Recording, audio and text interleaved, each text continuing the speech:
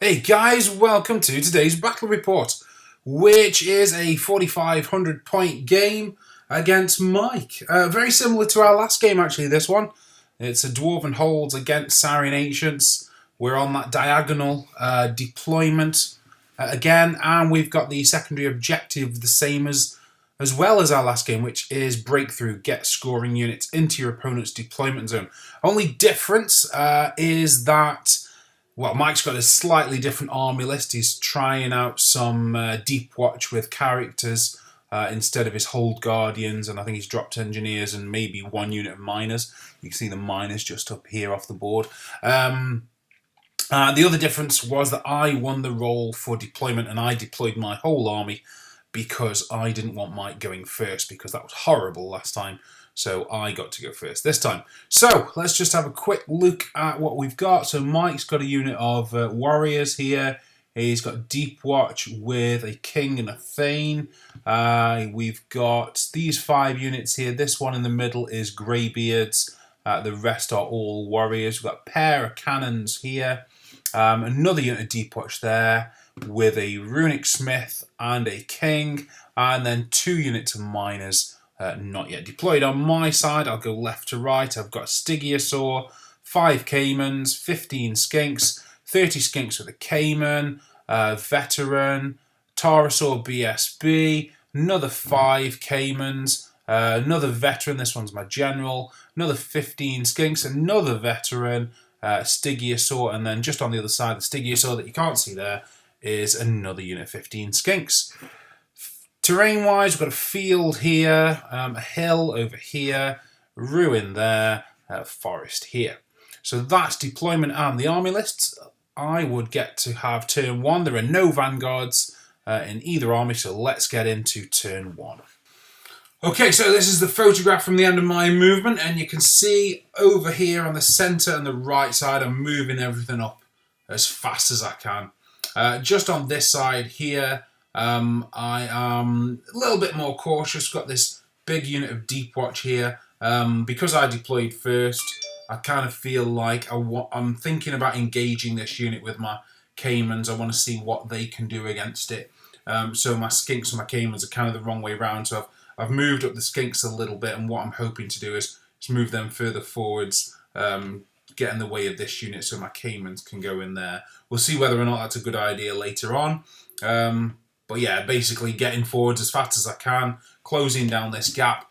I do feel this diagonal is really good deployment scenario for dwarves, because it gives you this massive distance to have to cover, and you're getting shot to pieces all the way. I say it's an advantage. It's an advantage if you've got the castle build with loads of small units and a couple of war machines.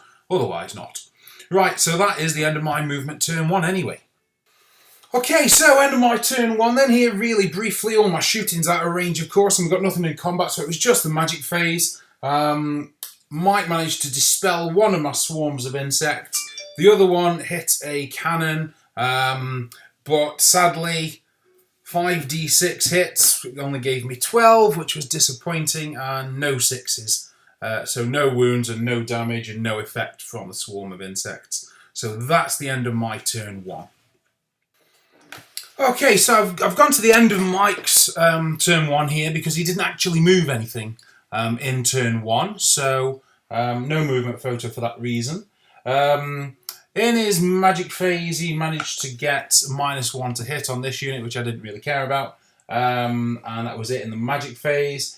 In the shooting phase, one of his cannons, the one on the right here, misfired and took a wound, and the other cannon missed. So the only person as unfortunate as me in this game so far has been Mike, because his cannons are underperforming. They should be hitting on 4, so you'd expect 1 to hit, but there you go. So that is the end of Mike's turn 1. Okay, so end of my movement turn 2 here then. Bit more of the same, really. Just covering that distance across the middle of the board as fast as I can, trying to maximise on the fact that those cannons haven't done anything yet, really. Over on this side, I've brought these Skinks around, gone for a sort of slight change of tack. What I'm thinking here is to try and bait Mike into a charge against the Skinks, keeping this distance probably just out of Mike's charge range, I'm hoping. And yes, kind of see what I get from that, really. Thinking that the Stygiosaur can probably take out this smaller unit here as well. So that's the end of my movement, turn 2. Okay, so end of my turn 2 here then. And a skink die from dangerous terrain. That's terrifying. Swarm again failed to do any wounds on the cannon. So that's the second time in a row that's happened. Another poor roll on the total number of hits, so that was annoying. I did manage to get Awaken the Beast on the left Caimans here, which makes this unit toughness 5. And I caused 1 wound on the Deep Watch unit here with some shooting from my skinks here. So not a very exciting turn 2, it has to be said. That's the end of my turn 2, guys. Okay, so Mike's movement turn 2 then. It's at this point that I realised a mistake that I'd made. I'd moved those Caimans into a tempting charge range because I wanted Mike to charge me. I wanted his shield wall save to go from a 5 to a 6, but I forgot that the Deep Watch have always got it on a 5, so there's no actual advantage to allowing that charge to become possible. So that was a bit frustrating. Other than that, he's had a unit minus come on the board here, a unit minus come on the board down here, and he's moved his warriors up here. So yeah, that's the end of Mike's movement turn 2. Okay, so end of Mike's turn 2 there. He's had a really good turn 2. First of all, he got -1 to hit and -1 to wound on the Deep Watch here, which wasn't particularly bothered about. I did manage to dispel rerolls to hit on those, but that's a minor thing. The Stygiosaur down here has taken 2 wounds from throwing weapons, but critically, these 2 cannons have taken out the Tarasaur in the middle, both hitting and both doing a maximum number of wounds on it. So, yeah, that's a bit sad, really. I was hoping he might live at least 1 more turn. You don't expect your Tarasaur to get in against 2 cannons, but if you think he's hitting on 4s, and he's taking D3 plus 1 wounds, yeah, maybe into the 3rd turn, certainly no more than that. Anyway, what else have we got? A few skinks killed up here by ambushing minor weapons, and then the Deep Watch have smashed through my Caimans. I didn't realise that he had the Dwarf King with strength 10 against toughness 5 or higher and D3 wounds each, so yeah, he did quite a lot of damage there. Otherwise I'd have just thrown chaff at that unit, but anyway, it's only a friendly game, I'm not overly bothered about it. So this unit has gone through the Caimans, they broke and chased and caught them. Right, so that is the end of Mike's turn 2. Okay, so on to my movement turn 3 then. So I've got my 2 veterans in combat here. Now, they're up against a 5+ ward save and parry, so I'm not expecting them to smash through straight away. They're hitting on 4s and re-rolling 1, so I'm expecting them with strength 7 to do 2 or 3 wounds per turn, so I'm thinking we'll probably be steadfast for the next 2 rounds of combat and then might start taking off leadership by 2 or 3 after that, so maybe some breaks a bit later on is what I'm going for there. I've run the skinks up to this unit here. I'm thinking if Mike wants to do anything with this unit, he's going to have to charge them. I can then hold and flank charge him with the Caimans and charge him in the front with the Stygiosaur as well. Or if he decides to stay where he is, then I can get on the flank with the veteran who can just run down the edge of the board here and into the front with the Caimans, because there's a sufficient gap for them to get through there because the skinks have been placed that way deliberately. What else have we got? Over here, just chaffing up this unit of miners, trying to bring them kind of roughly this way towards the ruins, but nowhere near my Stygiosaur for an overrun. The big unit here has been wheeled around so it can do some shooting and not be in the arc of vision of this unit here. And this Stygiosaur has moved through the path that was created at the end of the last turn.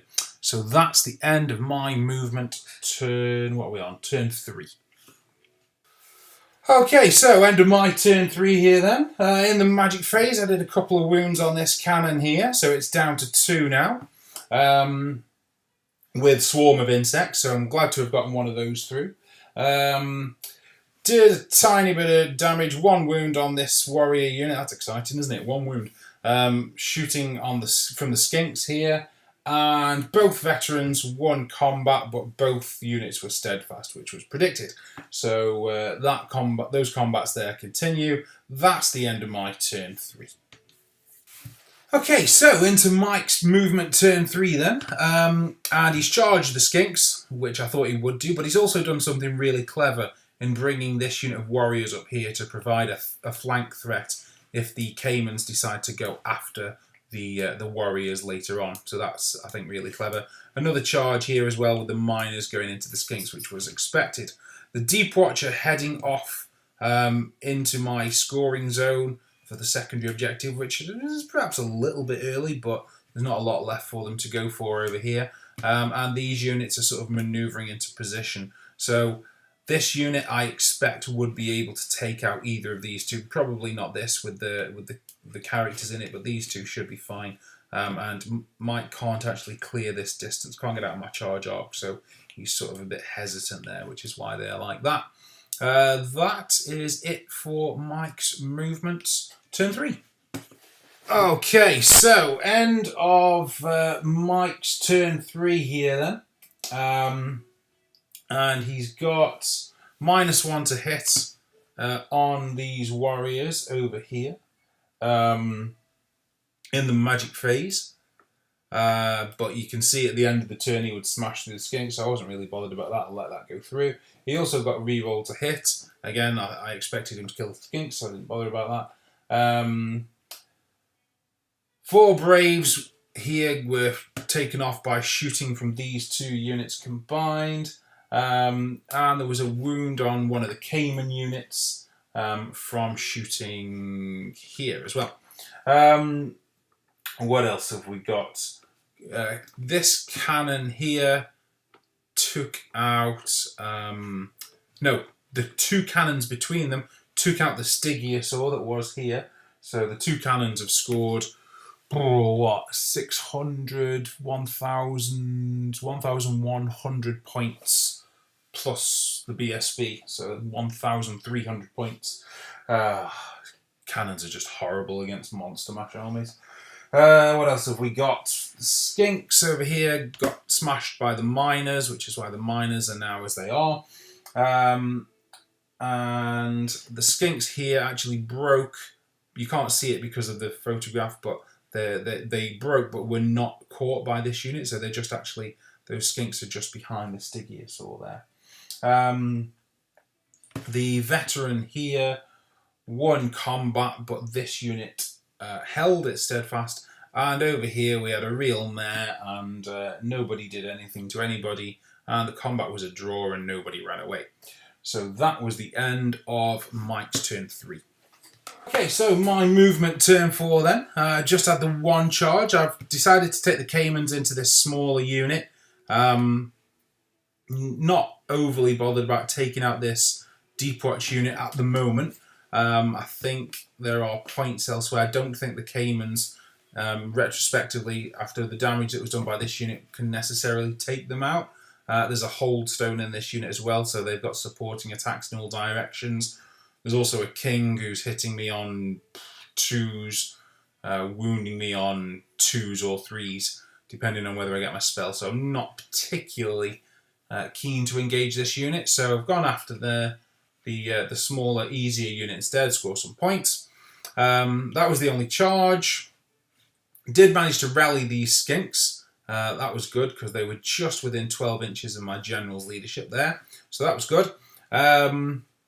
The Stygiosaur has moved over to the side here. Don't want the Deep Watch coming after him, so he's there. I've reformed this unit here, ready for combat, because they with the angle having changed from my reform, this unit still can't clear here, so I'm expecting to get at least one of these units with this great big unit with the Caiman in it. These skinks have continued to fail their leadership test, so they're just kind of pinging around here, running away from whatever's closest. And the veterans are still in combat, so that's the end of my movement turn 4. Okay, so end of my turn 4 here then. Forgot one thing from the movement phase, which is that the veteran here actually failed his stupidity test and ended up just kind of lumbering around a bit around here, which was really annoying actually, because I wanted him to get after this unit of miners, prevent another scoring unit from getting into my deployment zone, but he's just sort of lumbering around in the corner, edge of the board right now, which is going to give them a massive lead on him, which he's not going to be able to close down. So that's actually cost me another scoring unit going into my deployment zone, which is very annoying. Anyway, end of the turn. What's happened? Let me just have a look here.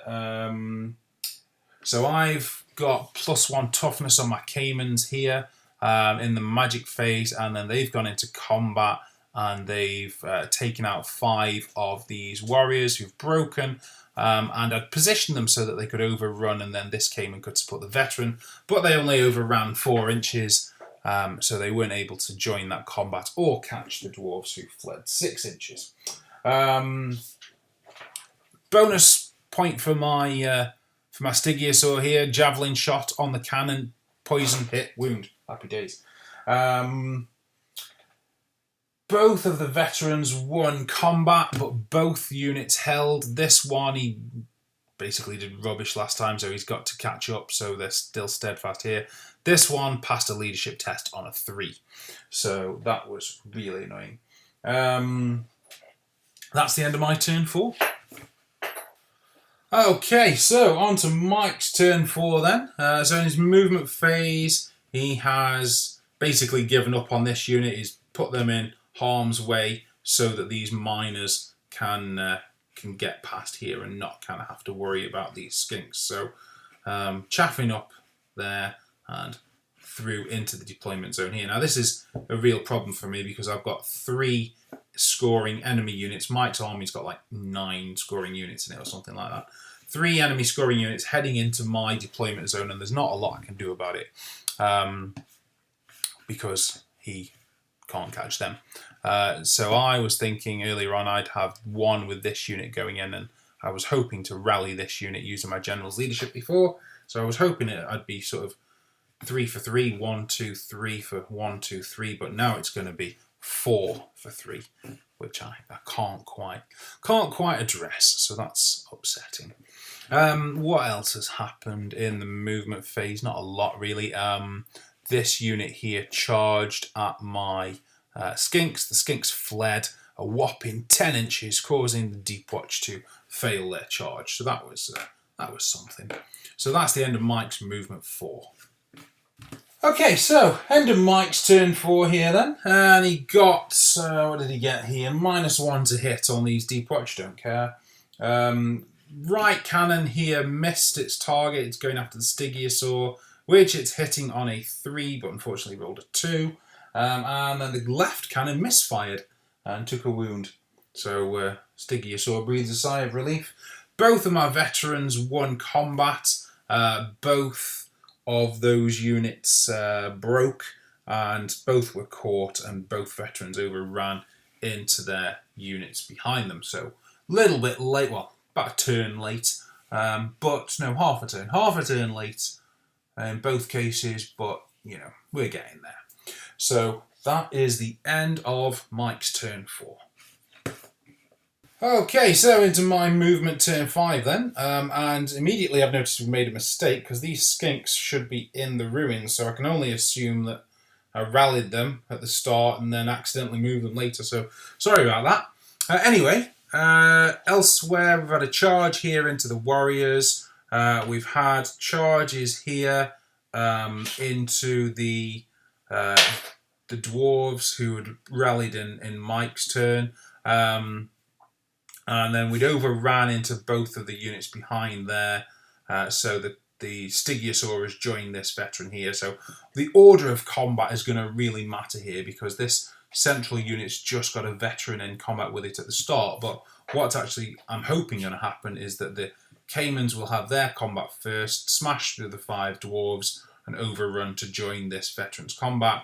And then the veteran and the Stygiosaur here will smash through these dwarves. The Stygiosaur will also run into that combat, so there'll be 3 units in this combat before it happens. And then this veteran will run into the cannon, is kind of the line of thinking. Other than that, the skinks here have rallied and have turned that way. There's a bit of a token gesture, really, to kind of head into the deployment zone. Although, retrospectively, what I could have done would have been to turn the unit around to face this way, because if this unit breaks and it doesn't pass the leadership test, which is unlikely, but you never know, then it could have maybe declared a charge to get them flee off the board. But that's a bit of a long shot, so it doesn't really matter that much. So anyway, that's the end of my movement 5. Okay, folks, so actually I've just realised what happened with these skinks. They're not actually rallied at all. They failed their test and fled away from the nearest enemy unit, which was actually these dwarves. So they fled into the path of this unit, which is why they're there. So that does make more sense now. So the veteran has kind of given up on this chase because with this unit fleeing, although it doesn't look like it's fleeing, it is, with them fleeing, then this unit here would be able to just charge them out of the way and then redirect the charge into him if he would come over here. So he's had to give up on this chase. So he's just headed up this way just to add his weight here should it be needed, which seems unlikely, but you never know. So he might as well do something.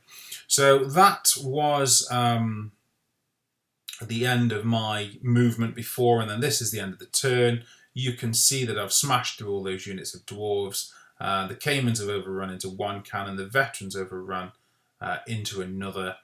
I actually should have overrun the Stygiosaur as well, but I was wondering about whether I could reform and then maybe get some not reform, sorry. I was thinking to move in the next turn and maybe just get some swarm of insects off was what I was thinking, but anyway. That is the end of my turn 5. Oh, other than to say that these dwarves here were beaten, broke, but outran my my skinks here. So that's the end of my turn 5. Okay, so Mike's movement turn 5 here then. You can see these dwarf warriors have rallied here, so they're going to have to face off against this big unit of skinks with the Caiman again. And he has sort of headed a little bit deeper into my deployment zone with his 3 scoring units here. That's it for the movement. Oh, he caught those skinks that were fleeing and had ran in front of him here. So that's why he's reformed there by the ruins. That's the end of Mike's movement 5. Okay, so end of Mike's turn 5 here then. And basically all that's happened is that both cannons have been destroyed in combat. One by the veterans, one by the Caimans. So that's the end of Mike's turn 5. Okay, so this is the photograph from the end of my movement 6. Turn 6. We didn't bother taking a photograph for the end of the movement phase because there was only one actual movement, which was these skinks going into that unit of dwarves who were actually all destroyed in my turn 6. Sorry, no, they were beaten and fled off the board, and I elected to turn around. So yeah, that's kind of why they're there. And that was it for the end of my turn 6. And then in Mike's turn 6, he just headed further into my deployment zone here, which meant that at the end of the game, I had 2 scoring units, 1, 2, in his deployment zone, and he had 3, 1, 2, 3 in mine.